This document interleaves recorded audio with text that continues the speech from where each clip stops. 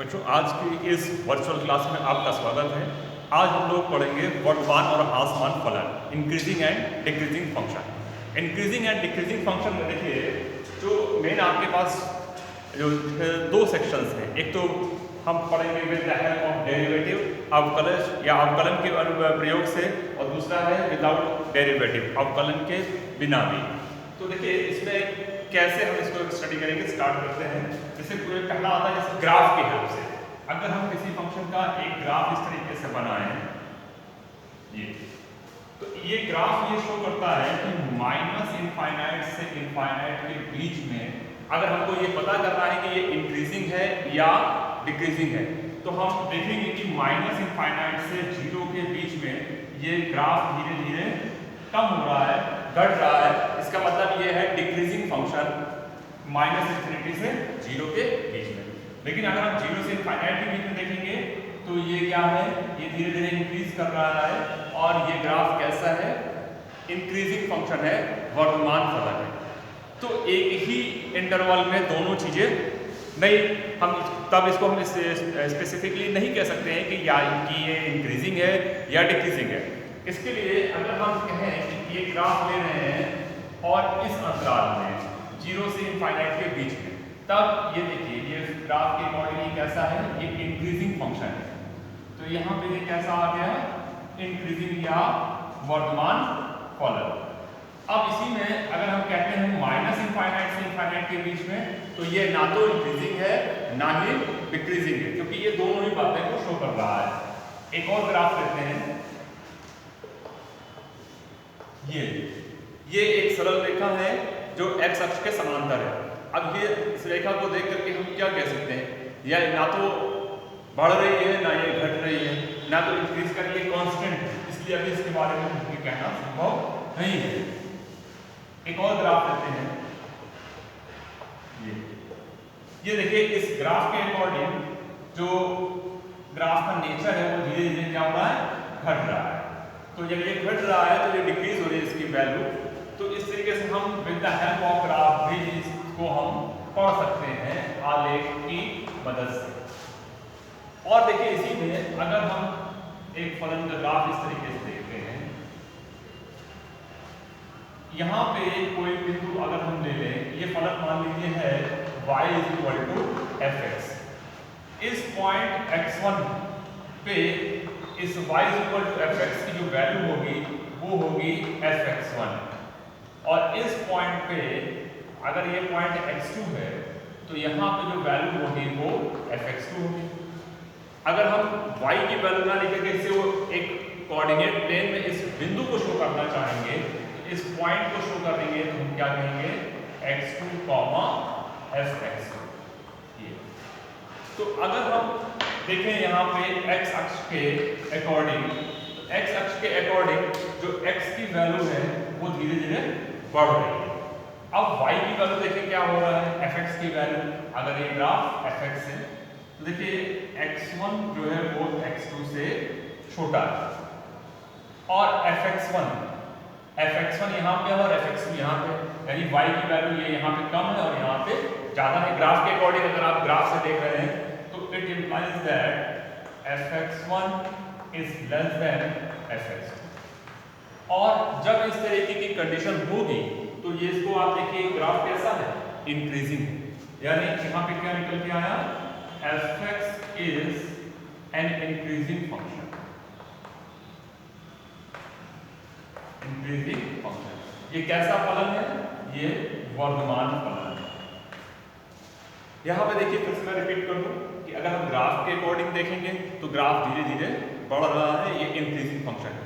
इसी में अगर हम वैल्यूज ले लेंगे x की और y की, fx की, तो क्या देखेंगे, x1 जो है वो छोटा है x2 से। If x1 less than x2 and fx1 is also less than fx2, then function is increasing function. An increasing function कैसा होगा, ये वर्तमान फलन होगा। अब यहाँ पे अगर हम इसको इस तरीके से शो करें, ये तो यहाँ पे देखिए ये बिंदु है x1 और ये बिंदु है x2। इसका ग्राफ क्या शो कर रहा है, इसका ग्राफ शो कर रहा है कि ये डिक्रीजिंग फंक्शन है, ह्रासमान फलन है, ये निरंतर जो है घट रहा है x की वैल्यू। तो यहाँ पे देखिए x1 की जो वैल्यू है वो हम यहाँ से मेजर करते हैं मूल बिंदु से x एक्सिस के अकॉर्डिंग।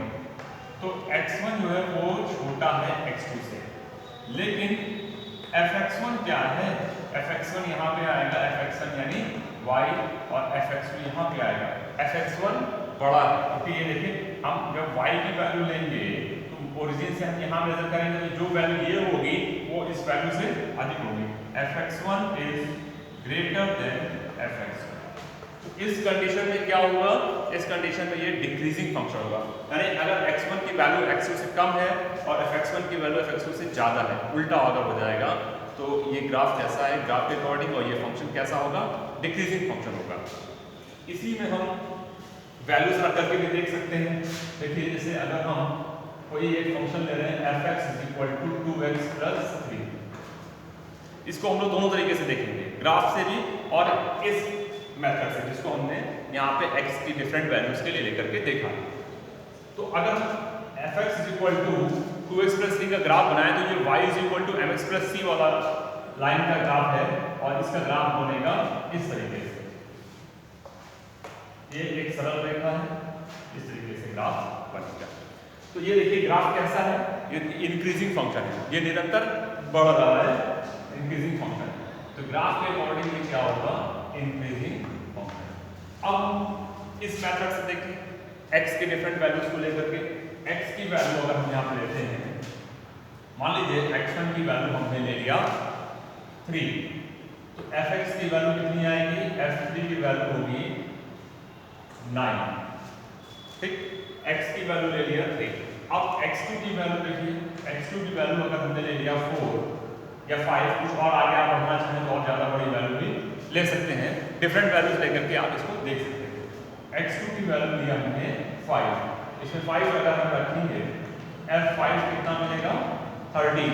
तो यहाँ देखिए x1 की जो वैल्यू है वो x2 से कम है, x1 है 3 और x2 है 5, x1 की जो वैल्यू है वो x2 से कम है, लेकिन जो fx1 है वो भी fx2 से कम है। f3 की वैल्यू 9 है और f5 की वैल्यू 13 है, f3 is less than f5, therefore ये fx1 is less than fx2, ये कंडीशन आई। और जब ये कंडीशन होगी तो क्या होगा, ये होगा इंक्रीजिंग या वर्धमान फलन। तो हम इसमें x की डिफरेंट वैल्यूज को लेकर के भी देख सकते हैं, और यहाँ पे हम चाहे तो ग्राफ से भी निकाल सकते हैं। इस तरीके से हम और भी उदाहरणों को लेकर के देख सकते हैं। एक और एग्जाम्पल ले लेते हैं इसका हम लोग।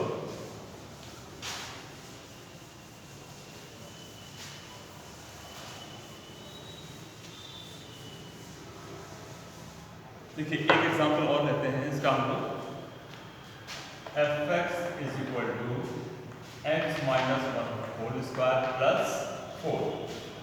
इसमें अगर हम x के डिफरेंट वैल्यूज लेंगे तो ये ग्राफ, अच्छा अभी यहाँ पे हमने x की वैल्यू कहाँ से कहाँ तक लाई करेगी ये हमने शो नहीं किया है। तो x की वैल्यू अगर ग्रेटर देन 0 है और उसके लिए हमें चेक करना है कि ये कैसा फंक्शन है, तो अगर x की वैल्यू हमने 1 ले लिया तो f1 की वैल्यू कितनी आएगी, 4। x की वैल्यू अगर हमने 5 ले लिया तो f5 की वैल्यू कितनी होगी, 5 - 1 4 का होल स्क्वायर 16 और प्लस 4 20। देखिए x1 की जो वैल्यू है वो x2 से कम है और f1 की वैल्यू भी f2 से कम है, fx1 की वैल्यू भी fx2 से कम है, इसलिए ये कैसा फंक्शन होगा, ये इंक्रीजिंग फंक्शन होगा, लेकिन कब, जब x की वैल्यू 0 से बड़ी ले रही है। ठीक है, यहाँ पे अगर हम चाहें तो x की वैल्यू को, बल्कि 0 से बड़ी क्या, हम x की वैल्यू यहाँ पे ले लेते हैं ग्रेटर देन इक्वल टू 1। तो इस तरीके से हम डिफरेंट फंक्शंस की वैल्यूज डिफरेंट फंक्शन के बारे में निकाल सकते हैं, ज्ञात कर सकते हैं कि वो इंक्रीजिंग है या डिक्रीजिंग है। यहाँ पे अभी जो मैंने ग्राफ बनाया, जो मेथड आपको दिखाया, उसमें आपने देखा होगा कि फलन कैसा था, जिस अंतराल में हम बात कर रहे हैं उस अंतराल में वो फलन कॉन्टिन्यूअस था, सतत था। जैसे अगर हम कहें कि fx = a⁴x का आपको चेक करना है कि कैसा ये फंक्शन इंक्रीजिंग है या डिक्रीजिंग है, तो इसमें देखिए इसका ग्राफ इस तरीके से आएगा। ये कॉन्टिन्यूसली जो है वो इंक्रीजिंग फंक्शन है और ये इंक्रीजिंग फंक्शन है। अब यहाँ पे हमने x की वैल्यू नहीं ली, x की रेंज नहीं ली, तो ये कॉन्टिन्यूस है या सतत है, पहली चीज। जिस भी अंतराल में बात करें उस अंतराल में, और ये अवकलनीय है, तब हम कहेंगे कि ये फलन कैसा है, वर्तमान है या आसमान फलन है। अब आते हैं यूजिंग डेरिवेटिव, क्योंकि आपके यहाँ बोर्ड लेवल पे या बोर्ड में या ज़्यादातर सवाल आते हैं, वो सब आपको हल करना होता है with the help of derivative, अवकलन के प्रयोग से। तो हम देखते हैं क्या होगा इसमें अवकलन के प्रयोग से। अब हम आते हैं इसमें सेकेंड पार्ट जो हमने कहा यूजिंग डेरिवेटिव, डेरिवेटिव का प्रयोग करके कैसे निकालेंगे।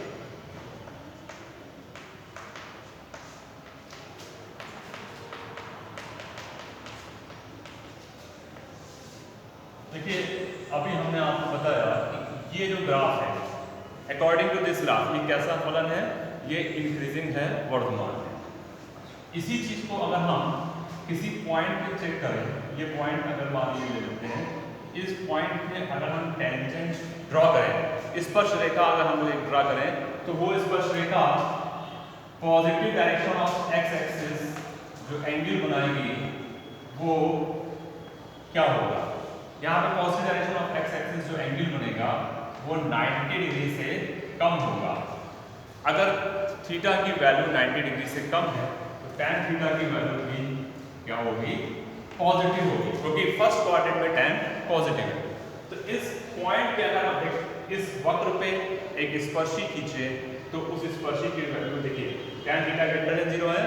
अब tan थीटा क्या है, हम लोगों ने स्पर्श रेखा और अभिलंब में भी पढ़ा है, अवकलन में भी पढ़ा है कि यदि हम किसी वक्र के किसी बिंदु पर कोई स्पर्श रेखा खींचें और वह स्पर्श रेखा उस x अक्ष के धनात्मक दिशा से जो कोण बनाएगी उसका टेंजेंट ही dy dx होता है या डेरिवेटिव होता है। तो यहाँ पे देखिए dy dx क्या आएगा, ग्रेटर देन। तो ये एक इसेंशियल कंडीशन हुई जब हमें पता करना है कि दिया गया फलन कैसा है, इंक्रीजिंग है या डिक्रीजिंग है। तो क्या हम इसको करेंगे f dash x greater than 0। अगर ये कंडीशन है तो कैसा फंक्शन होगा, इंक्रीजिंग होगा। आप इसी में ये एक और ग्राफ हम चेक करते हैं इसे। इस ग्राफ को अगर आप देखिए तो ये ग्राफ कैसा है, ये डिक्रीजिंग है, कॉन्टिन्यूस है, डिफरेंशिएबल है। जिस भी अंतराल की हम बात करें, मान इस अंतराल में बात कर रहे हैं, इसके बीच में इस अंतराल में ये फंक्शन कैसा है, कॉन्टिन्यूस है, डिफरेंशिएबल है। अब हम किसी पॉइंट पे अगर टेंजेंट ड्रॉ करें तो ये टेंजेंट x अक्ष की धनात्मक दिशा से जो कोण बनाएगी उसका मान 90 से अधिक आएगा, 90 डिग्री से ज्यादा है। थीटा का जो मान है वो 90 से ज्यादा है, इसलिए यहाँ पे tan थीटा जो है वो क्या हो जाएगा, निगेटिव हो जाएगा, क्योंकि सेकंड क्वाड्रेंट में tan की वैल्यू निगेटिव होती है। इसका मतलब है dy dx या f डैश x का मान क्या आएगा, 0 से कम है। तो हम लोगों ने क्या देखा कि अगर हम किसी फंक्शन की बात करें fx की, x belongs to interval a b या ओपन इंटरवल a b, तो उस अंतराल में यदि फलन सतत है, अवकलनीय है, तो हम अगर f डैश x का मान 0 से बड़ा है तो वो फंक्शन कैसा होगा, इंक्रीजिंग होगा, वर्धमान होगा। और यदि f डैश x का मान 0 से छोटा होगा तो फंक्शन कैसा होगा, डिक्रीजिंग होगा, डिक्रीजिंग फंक्शन होगा। तो इस तरीके से हम लोग अवकलन के प्रयोग से भी ज्ञात कर सकते हैं कि दिया गया फलन इंक्रीजिंग है या डिक्रीजिंग है। अब इस पे सवाल देखते हैं।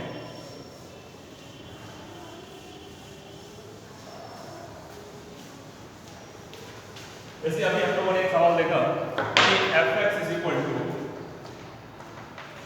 2x प्लस 3, ये हम लोगों ने क्या देखा, ये कैसा था, ये इंक्रीजिंग फंक्शन था। तो इसको हमें पता करना है। अभी हमने x का रेंज ले लिया है, मान लीजिए x belongs to 0 to infinity. इसमें हमें पता करना है कि ये इंक्रीजिंग है या डिक्रीजिंग है। तो इसमें f डैश x, इसका अवकलन करेंगे, इसका मान कितना आएगा, 2। ये 2 क्या नंबर है, ये ग्रेटर देन 0 है। f डैश x का मान आ गया ग्रेटर देन 0। इसका मतलब है fx कैसा फलन है, वर्तमान फलन। एक और एग्जांपल अभी हमने देखा था जब हम लोग ग्राफ बना रहे थे, fx is equal to e की power x is greater than 0। इस अंतराल में अगर हमें चेक करना है तो देखिए इस अंतराल में ये अवकलनीय है, सतत है, लेकिन हमें पता करना है कि ये वर्धमान है या ह्रासमान है। तो f डैश x निकालेंगे, f डैश x की पावर x ही होगा। और अगर x का मान 0 से बड़ा है, यानी अगर हमने x का मान लीजिए 1 रखा तो a टू द पावर 1, और हम जानते हैं कि e का जो मान होता है वो 2 से 3 के बीच में होता है। तो यहाँ पे जो f डैश x आएगा वो भी कैसा आएगा, ग्रेटर देन 0 आएगा। इसका मतलब है कि ये फंक्शन कैसा होगा, f(x) इज डिक्रीजिंग। ये एक निरंतर ह्रासमान फलन होगा। तो इन दो उदाहरणों से हम लोगों ने देखा। इसी तरीके से और भी कई एग्जाम्पल हो सकते हैं। जैसे एक और एग्जाम्पल लेते हैं इसका हम लोग, f(x) is equal to cos x. x belongs to 0 to pi by 2। इस अंतराल में हमें चेक करना है कि ये इंक्रीजिंग है या डिक्रीजिंग है। तो इसको हम लोग अवकलन करते हैं, f dash x। f dash x की वैल्यू कैसी आएगी, cos x का अवकलन होता है माइनस साइन x। अब अंतराल क्या दिया हुआ है, 0 से पाई बाई 2। 0 से पाई बाई 2 का मतलब हुआ फर्स्ट क्वाड्रेंट। फर्स्ट क्वाड्रेंट में साइन की वैल्यू कैसी होती है, पॉजिटिव होती है। तो ये साइन की वैल्यू पॉजिटिव है, लेकिन बाहर कैसा बना हुआ है, नेगेटिव। तो जो इसकी वैल्यू आएगी वो नेगेटिव आएगी। That means f dash x is less than 0। तो f(x) is decreasing function in interval 0 to pi by. तो 0 से पाई बाई 2 के बीच में f(x) is equal to cos x कैसा होगा, ये डिक्रीजिंग फंक्शन होगा। अब अगर आप चाहें तो इसको ग्राफ से भी कर सकते हैं। ये तो हमने with the help of derivative बनाया। अगर cos x का ग्राफ देखते हैं तो cos x का ग्राफ इस तरीके से आता है।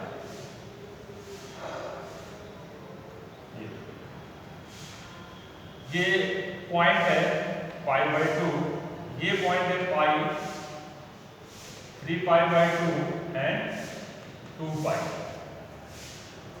पाई पे जो इस पाई बाई 2 हमें 0 से पाई बाई 2 के बीच में देखना है। 0 से पाई बाई 2 के बीच में यहाँ से लेकर यहाँ तक इसका ग्राफ कैसा है, डिक्रीजिंग है। तो इसलिए ये कैसा फंक्शन है, डिक्रीजिंग फंक्शन है। इसी को हम लोग एक और एग्जांपल से देख सकते हैं। जैसे f(x) is equal to cos x।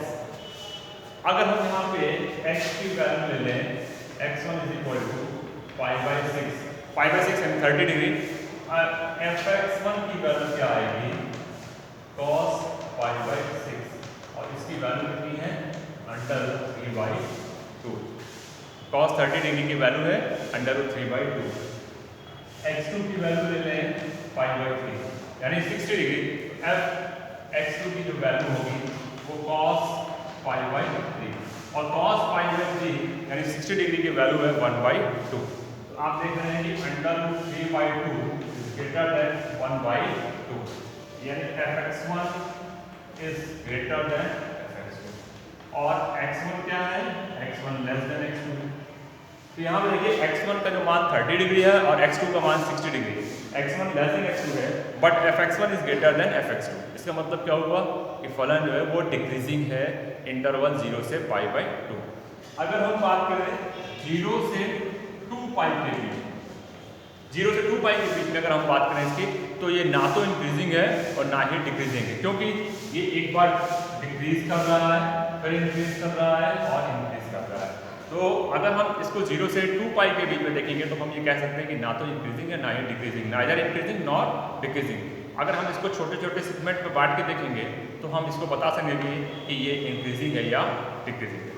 इसमें और भी सवाल आते हैं। इसमें सवाल आते हैं कि आपको वो अंतराल निकालना है जिसमें फलन इंक्रीजिंग है या डिक्रीजिंग है। तो उस पर भी एक सवाल हम लोग देख लेते हैं जल्दी से।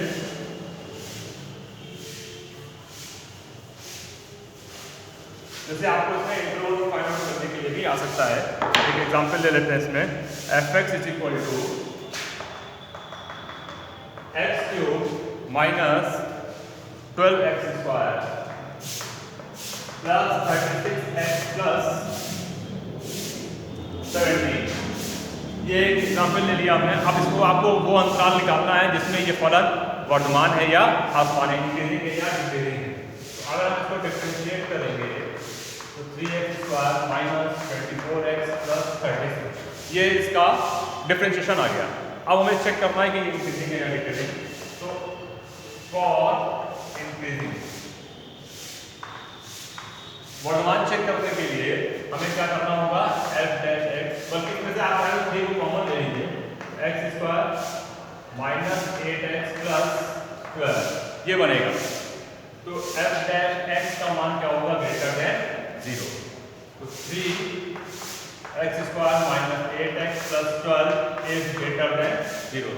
अब जो 3 है वो तो ग्रेटर देन 0 है ही है, तो इस 3 को हटा दीजिए, x² minus 8x plus 12 is greater than 0। जो x² माइनस 8x प्लस 12 है इसका फैक्टराइजेशन कर लीजिए। फैक्टराइजेशन में देखिए इसमें क्या आएगा,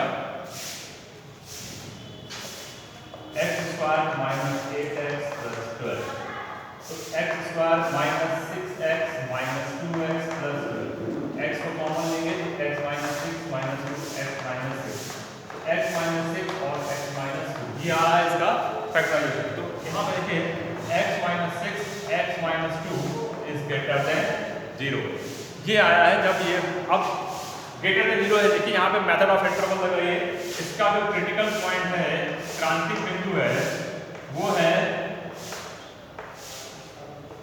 2,6। इस तरीके से बनाएंगे प्लस माइनस प्लस। चूंकि ये ग्रेटर देन 0 है तो इसमें हम लोग क्या लेंगे, पॉजिटिव पॉकेट लेंगे। पॉजिटिव पॉकेट ये दोनों हो गई, यानी x का मान ग्रेटर देन 6 होगा या x का मान लेस देन 2 होगा। तो हम लोग लिख सकते हैं x बिलोंग्स टू, बल्कि इसको ऐसे लिखते हैं x लेस देन 2 या x ग्रेटर देन 6। तो x लेस देन 2 यानी लेस देन 2 कहाँ तक, माइनस इनफाइनाइट तक। और ग्रेटर देन 6 का मतलब क्या हुआ, प्लस इनफाइनाइट तक। माइनस इनफाइनाइट से 2 यूनियन 6 टू इनफाइनाइट, ये हो गया फॉर इंक्रीजिंग फंक्शन। अब इसी में अगर हमें देखना है डिक्रीजिंग फंक्शन, तो for decreasing f dash x less than 0 लेंगे तो सेम प्रोसेस है, x minus 6 x minus 2 less than 0, फिर वही मेथड ऑफ इंटरवल लगेगा, प्लस माइनस प्लस, राइट से प्लस माइनस प्लस भर लिया। ग्रेटर देन 0 है तो हम नेगेटिव पॉकेट लेंगे, यानी 2 से 6 के बीच में। तो x का मान जो होगा 2 से 6 के बीच में। जब इसके बीच में होगा तो ये फलन कैसा होगा, डिक्रीजिंग होगा, और जब इसके बीच में होगा तो फलन कैसा होगा, इंक्रीजिंग। तो इस तरीके से भी सवाल आते हैं जिसमें आपको डिफरेंट इंटरवल्स निकालने होते हैं। तो आज हम लोग यही तक रखते हैं, नेक्स्ट टाइम हम लोग जब मिलेंगे तो इसके आगे के और सवालों के बारे में डिस्कस करेंगे। Thank you.